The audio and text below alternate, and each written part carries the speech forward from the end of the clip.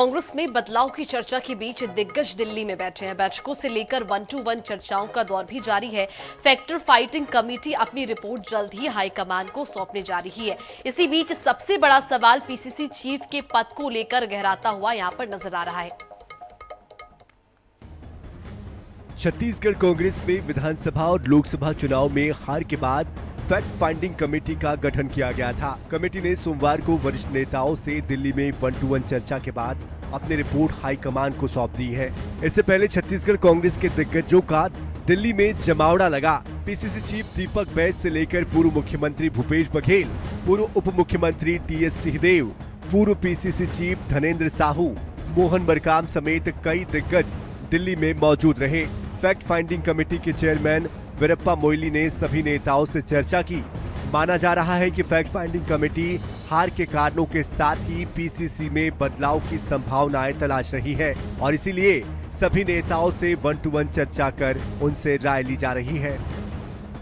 1-to-1 चर्चा में इन विषयों पर मंथन, विधानसभा लोकसभा चुनाव में हार के कारणों, सुधार के लिए जरूरी कदम पर चर्चा, पीसीसी में बड़े बदलाव को लेकर भी वरिष्ठ नेताओं की राय शुमारी, आदिवासी अध्यक्ष के साथ एससी और ओबीसी कार्यकारी अध्यक्ष फॉर्मूले पर विचार, कांग्रेस में वरिष्ठ नेताओं की भूमिका और जिम्मेदारियों पर भी चर्चा, पीसीसी की आगामी कार्य योजना पर भी वरिष्ठ नेताओं के साथ हुई चर्चा। विधानसभा और लोकसभा में कांग्रेस की हार को लेकर कई वरिष्ठ नेताओं के मन में नाराजगी है।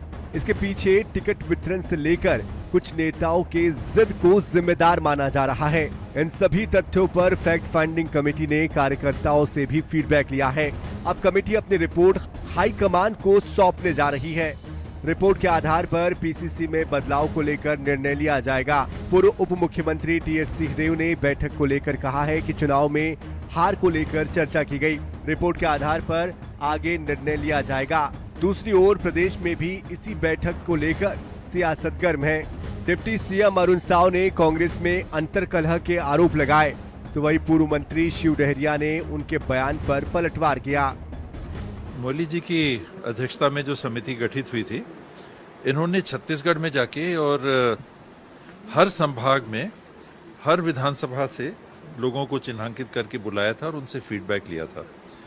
और मुझे लगता है कि आज कुछ लोगों को बुलाया गया है और उनसे चर्चा करके फिर फाइनल रिपोर्ट अपनी प्रस्तुत करेंगे। मुझे लग रहा है कि न केवल चुनाव में क्या हुआ, चुनाव के परिणामों में विधानसभा लोकसभा में क्या हुआ, आगे के लिए भी सोचा जा रहा है। देखिए, हम सबने देखा है कि पिछले 5 साल जब राज्य में कांग्रेस की सरकार थी, किस प्रकार से छत्तीसगढ़ के हितों के साथ कुठाराघात हुआ, किस प्रकार से छत्तीसगढ़ के हर वर्ग को इन्होंने प्रताड़ित और परेशान किया। दोनों हाथों से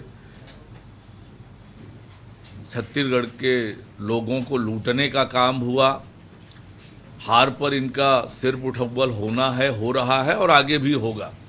देखिए, ये हमारी मोइली कमेटी जो बनी थी लोकसभा चुनाव के परिणाम आने के बाद उसके संबंध में विचार करने के लिए बनी थी और आज उसकी मीटिंग दिल्ली में रखी गई है और उसमें वास्तव में पार्टी को जो नुकसान हुए आने वाले समय में किस तरह की भरपाई होगी उसके संबंध में चर्चा होगी और हाईकमान को रिपोर्ट सौंपा जाएगा। छत्तीसगढ़ कांग्रेस में बदलाव को लेकर फैसला फैक्ट फाइंडिंग कमेटी की रिपोर्ट पर टिका है। एक तरफ पीसीसी चीफ दीपक बैज जहां अपनी नई टीम के गठन को लेकर डटे हैं, तो वही फैक्ट फाइंडिंग कमेटी कांग्रेस की आगामी रणनीतियों और बदलाव की संभावनाओं पर विचार कर रही है। ऐसे में जल्द ही अगर कांग्रेस में कोई बड़ा बदलाव देखने मिले तो भी आश्चर्य नहीं होगा। गौरव शर्मा, INS 24।